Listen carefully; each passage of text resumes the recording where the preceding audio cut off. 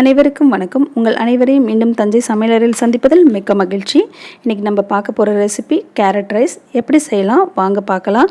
அதுக்கு வீடியோக்குள்ளே போகிறதுக்கு முன்னாடி நம்ம சேனலை சப்ஸ்கிரைப் பண்ணாதவங்க சப்ஸ்கிரைப் பண்ணிக்கலாம். நம்ம இப்போ கடாய் வச்சுருக்கோம். கடாயில் கொஞ்சம் போல் நான் எண்ணெய் ஊற்றிக்கிறேன். நீங்கள் வேணும்னா கொஞ்சமாக நெய் கூட சேர்த்துக்கலாம் குழந்தைங்களுக்காக. 2 துண்டு பட்டை, 1 பிரிஞ்சி இலை, அன்னாசி பூ, 2 கிராம்பு, 10 முந்திரி. வேணும்னா நீங்கள் நிலக்கடலை கூட ஆட் பண்ணிக்கலாம். 1/2 கப் அளவுக்கு பொடிசாக கட் பண்ண வெங்காயம், 2 பச்சை மிளகாய், கொஞ்சமாக கருவேப்பிலை, 2 கப் கேரட் ஆட் பண்ணிக்கலாம்.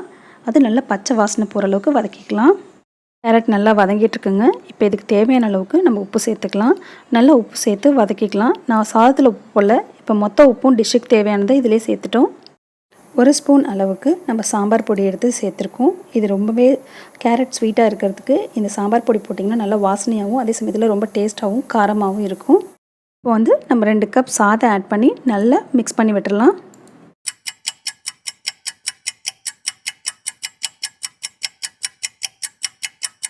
நம்ம கலர்ஃபுல்லான கேரட் சாதம் ஆல்மோஸ்ட் ரெடி ஆகிடுச்சுங்க. இது கூட நம்ம 1/2 கப் அளவுக்கு துருவின தேங்காய் துருவல் சேர்த்துக்கலாம். சேர்த்துக்கிட்டு நல்லா மிக்ஸ் பண்ணி விடலாம். இது ரொம்பவே டேஸ்ட்டாகவும் ரொம்ப அருமையாகவும் இருக்கும்.